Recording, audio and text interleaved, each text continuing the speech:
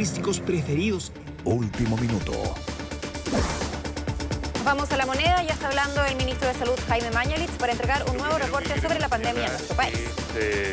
Que como ustedes saben, hoy día parte un gran esfuerzo, se ha iniciado ya un gran esfuerzo en el Gran Santiago por disminuir los casos nuevos asociados a esta enfermedad viral.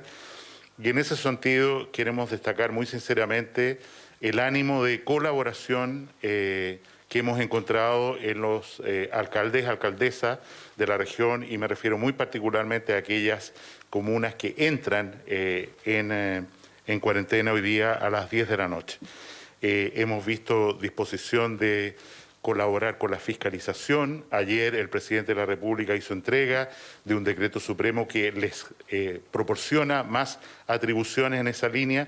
Nosotros también, en el mérito de la alerta sanitaria, vamos a entregar atribuciones para un mejor trabajo, coordinación y colaboración con los municipios y poder de esta manera efectivamente dar esta batalla, como hemos dicho, con todas las herramientas. Agradecemos, por supuesto, la disposición de las Fuerzas Armadas y de Orden que han desplegado en la capital una gran cantidad de efectivos, y ahí el ministro Espina ha tenido un rol muy fundamental en apoyar lo que significa estas medidas que también agradecemos. Sin ir más, quisiera hacer una pequeña revisión de los grandes números, si se me permite. Y lo primero que queremos mostrar, porque siempre hay necesidad de mayor información, es cuál es la comparación de letalidad, vale decir, de casos que fallecen una vez que se infectan por coronavirus. Y como hemos señalado, efectivamente dentro de los países de la OECD, ayer comparábamos con países de América Latina, Chile tiene una de las cifras de letalidad más bajas de esta Organización Internacional de Cooperación, solo levemente superior a la de Islandia, que es el país que tiene la menor letalidad. Letalidad, insisto, es de 100 personas que se infectan de coronavirus, cuál es la probabilidad del riesgo o la realidad que alguna fallezca. Y en el caso nuestro, en este informe de la OECD, era de 1,3%, o sea, de cada 100 personas, en promedio 1,3 en nuestra historia ha fallecido. También me parece importante aumentar esta información en el sentido de cuál es la evolución de esta letalidad en Chile. Y como se ve, efectivamente, gracias a los esfuerzos que hemos hecho todos como país, nosotros tuvimos una letalidad, o sea, una probabilidad de morir de cada 100 enfermos que llegó a ser del orden de 1,4%, y hoy día está regresando rápidamente y está en 1,1%, lo que refleja, ¿no es cierto?, el esfuerzo que se ha desplegado en nuestra nación.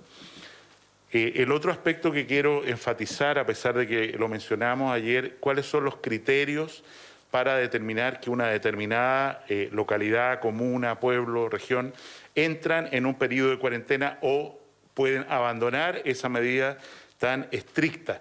Y estos criterios tienen que ver con, en primer lugar, el número de casos activos. O sea, en un momento determinado, cuántos casos capaces de transmitir la infección en esta comuna, en este lugar, en este barrio, tenemos, cada uno de ellos con un potencial, ¿no es cierto?, de todos los días infectar a otras personas, y por lo tanto, mientras mayor sea el número de personas contagiantes, es mayor el riesgo para la comunidad donde esta persona está inserta de que la infección se generalice. El segundo es el cambio, el aumento o reducción, si se va a relajar la medida, de la incidencia de casos activos. O sea, cuando tomamos 100.000 habitantes estandarizados en un lugar determinado, el equivalente a 100.000 habitantes, por cada 100.000 habitantes, ¿cuántos casos activos? O sea, la densidad de casos activos, ya no solo el número, sino densidad por población.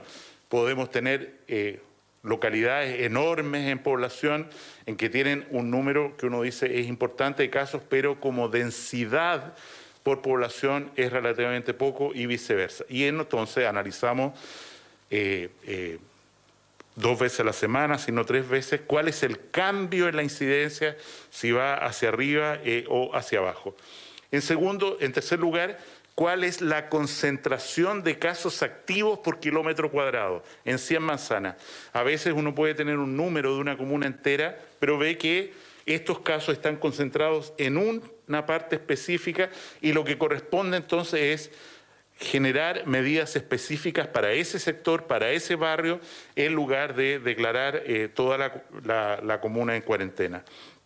Y en último lugar, ¿cuál es la capacidad instalada de la red asistencial integrada para COVID de atender estos casos que pudieran aumentar o pudieran presentarse en el futuro si los contagios aumentaran? Y eso uno puede fácilmente calcular qué riesgo, qué incidencia va a tener en las hospitalizaciones, en tratamiento intensivo, en uso de ventiladores mecánicos. Un último tema al que quiero referirme en esta introducción es un tema específico de un joven que falleció en el día de ayer en la región metropolitana. No ha sido habitual, en realidad nunca hemos hablado de casos particulares, específicos en esta cuenta, pero tratándose de un joven que falleció, ha producido, por supuesto, una gran preocupación ciudadana y en ese contexto lo primero que tenemos que decir es que acompañamos a la familia y que nos duele muy profundamente este fallecimiento debido a una infección o una neumonía por el virus, el coronavirus que nos afecta. Muy particularmente nos complica, nos duele más aún, porque este niño, desde su nacimiento, tuvo una vida plegada de dolor, con una inmunodeficiencia primaria, después con una suerte de síndrome linfoproliferativo, una suerte de leucemia asociada a linfocitos, múltiples infecciones, múltiples enfermedades, periodos prolongadísimos que ya se cuentan por años, hospitalizado, múltiples cirugías, trasplante de médula para tratar de fortalecer sus defensas que estaban, como digo, desde el nacimiento prácticamente ausentes. En el mes de enero recién pasado, sin abandonar el hospital, infección generalizada por hongos, infección por un virus muy grave que es el citomegalovirus, y en este contexto él contrae esta infección por coronavirus y termina desgraciadamente falleciendo. Vamos a decir poco o nada más de este caso, corresponde a las autoridades locales, al hospital donde se atendió, a hacer referencia con mayor detalle, pero, insisto, creo que todo Chile ha estado conmovido en las redes sociales, en los medios de comunicación, por este terrible caso ocurrido ayer y todo nuestro sentimiento de compañía en el dolor, en esta pérdida a su familia, que heroicamente ha luchado por años, casi por 14 años, por sacar adelante a este niño y teniendo este desenlace que menciono ahora. Gracias.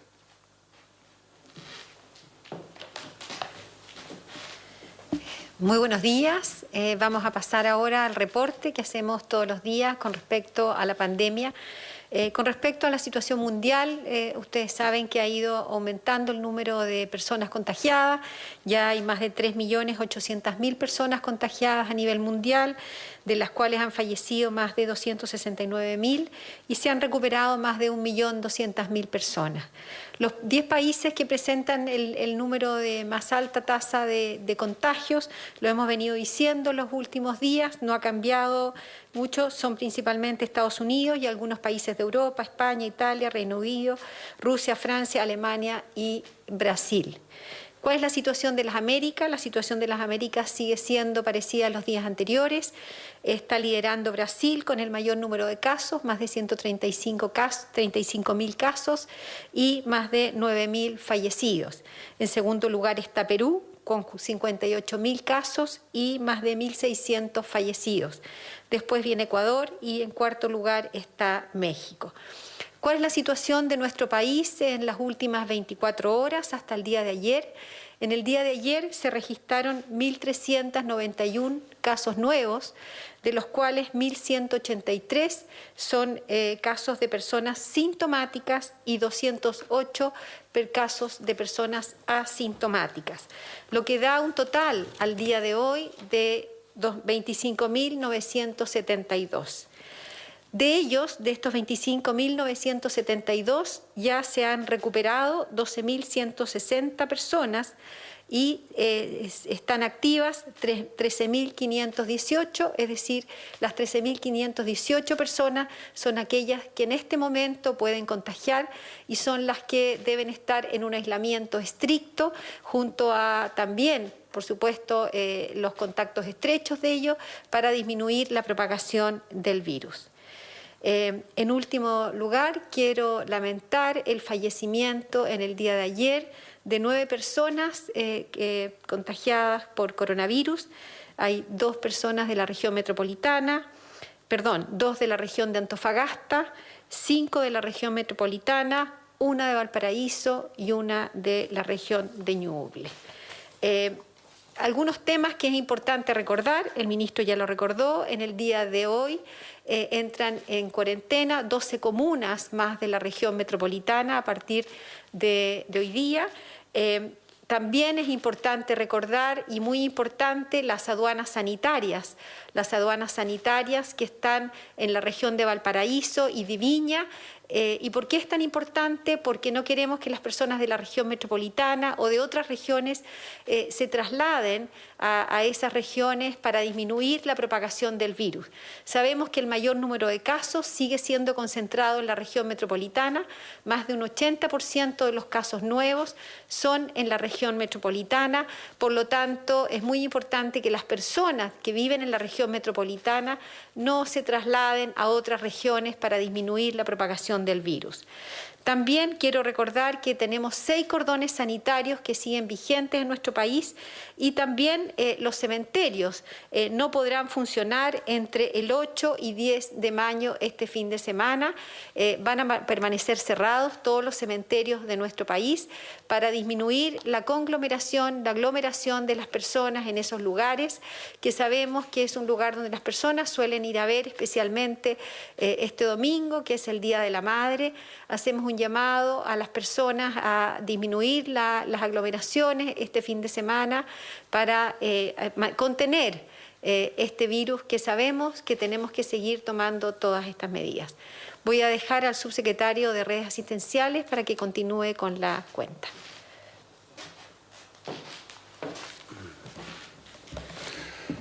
Muy buenos días. En esta ocasión quisiera comenzar anunciando lo que ayer comenzamos, que es la utilización del nuevo centro hospitalario de Huechuraba. Este centro hospitalario de Huechuraba que va a contar hasta con un máximo de 800 camas para poder atender a nuestros pacientes. Sabemos que la situación hoy lo amerita más que nunca. Nosotros durante los meses del verano nos propusimos un plan que consistía en aperturar 4.000 camas adicionales para agregar a nuestra red integrada de COVID-19. Y bajo esas 4.000 camas establecimos distintos programas. Uno era el adelantamiento de 5 hospitales, los cuales ya están puestos en marcha y son el Hospital de Ovalle, de Angol, de Padre Las Casas, del Gustavo Frick en la Ciudad del Mar y en la comuna de Cerro Navia el Hospital Félix Bulnes. Adicionalmente, las Fuerzas Armadas nos colaboraron con 700 camas que ya están distribuidas en las distintas regiones del país.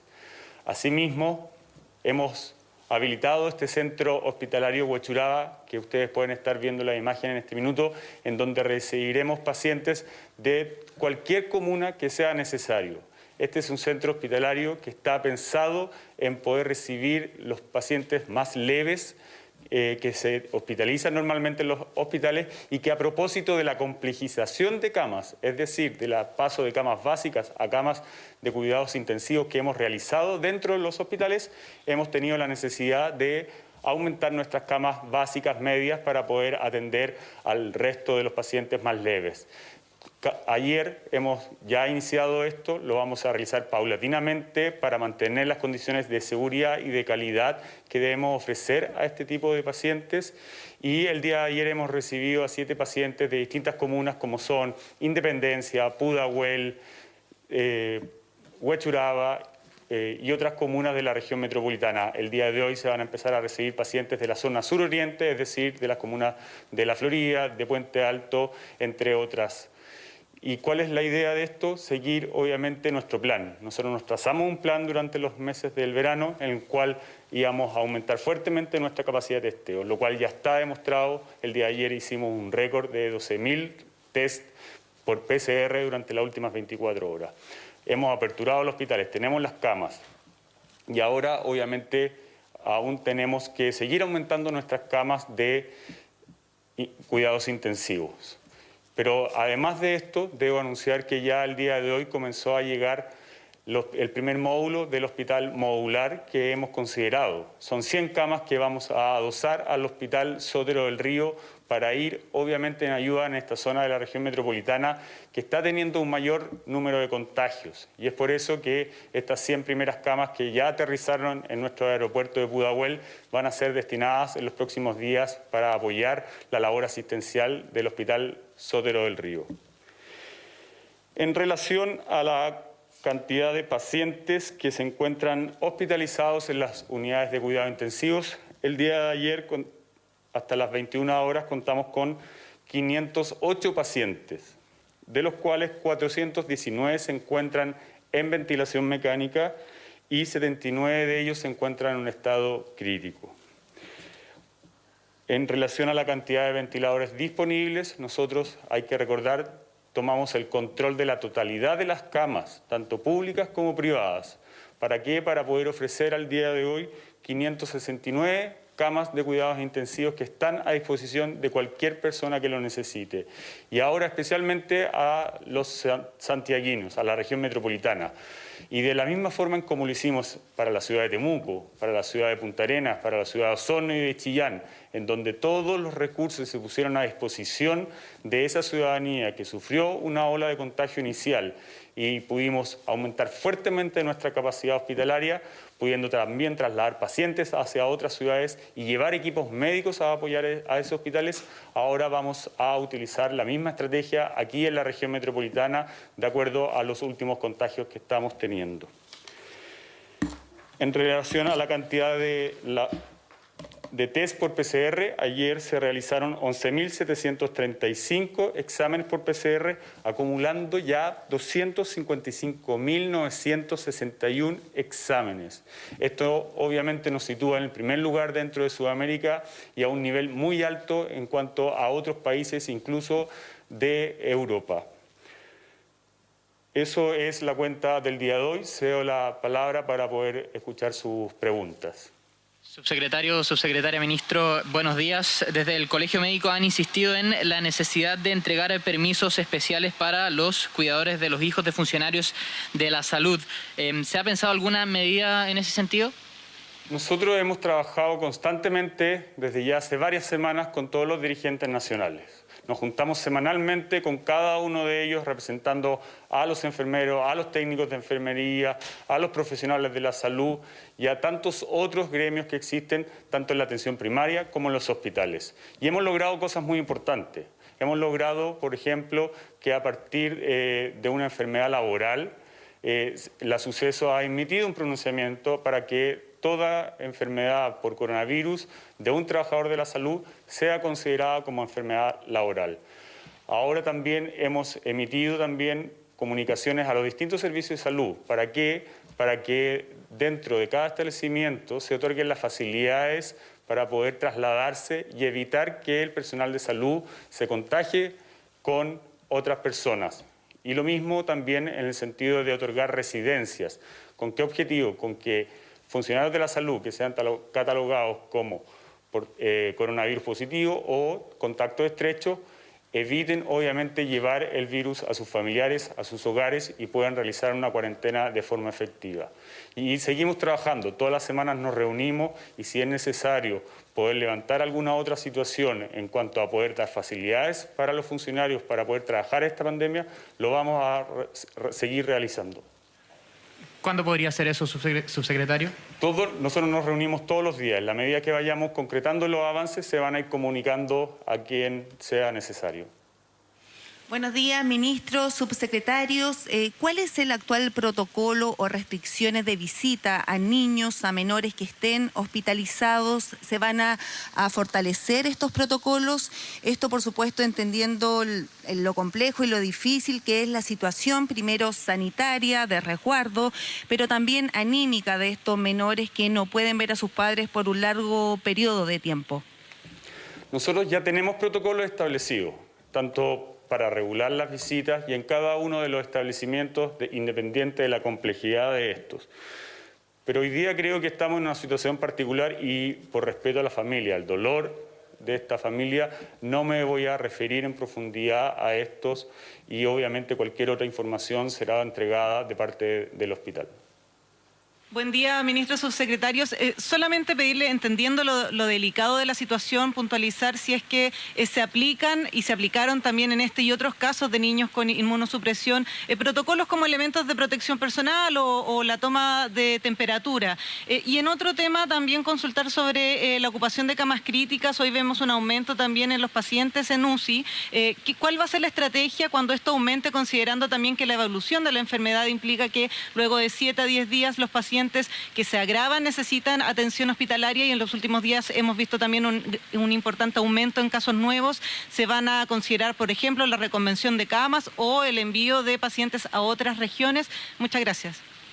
A ver, nosotros ya tuvimos 4 experiencias bastante significativas para poder actuar dentro de nuestro territorio. Sucedió un nivel de contagio en Punta Arenas altísimo. Nosotros tenemos una tasa en Punta Arenas similar a la que ocurre en estos minutos en España. Por lo tanto, creo que pecamos un poco de centralismo en no poder observar lo que allá en Punta Arenas ha ocurrido y que se resolvió de muy buena forma. Nosotros aumentamos muchísimo las camas de cuidados intensivos. Además, se aplicó una cuarentena que fue respetada por la ciudadanía y eso permitió reducir la cantidad de contagios, la velocidad de contagio para que la red asistencial pudiese otorgar el cuidado necesario a cada ciudadano que lo requiso.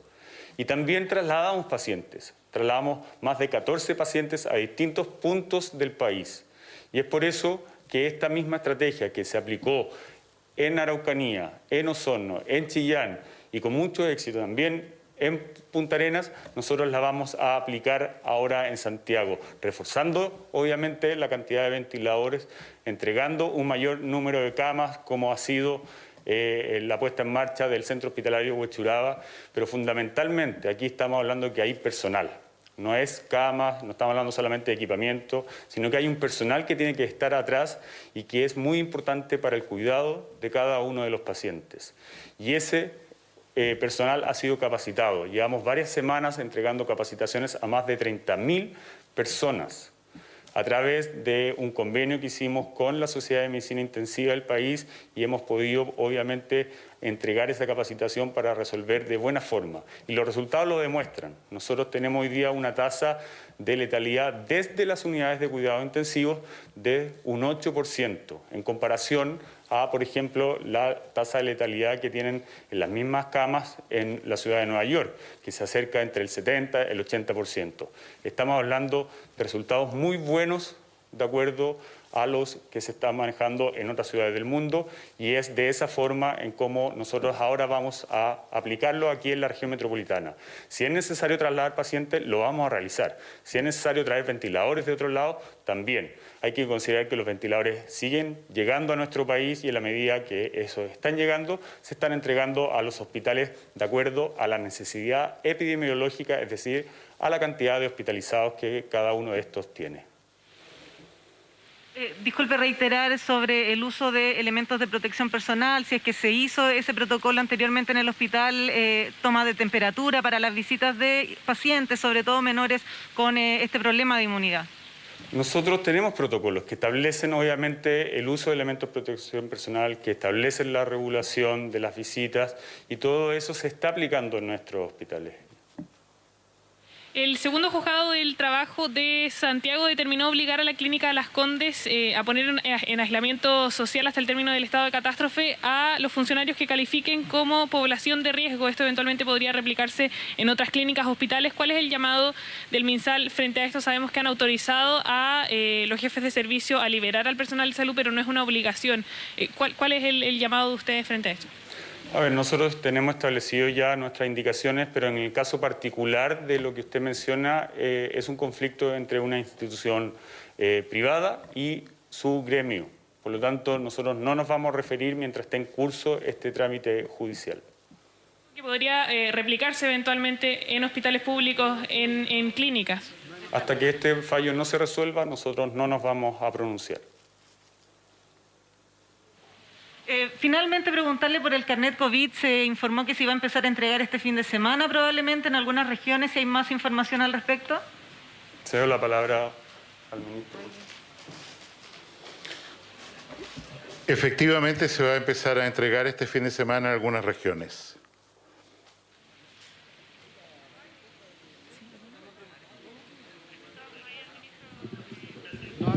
Muchas gracias por sus preguntas y su interés.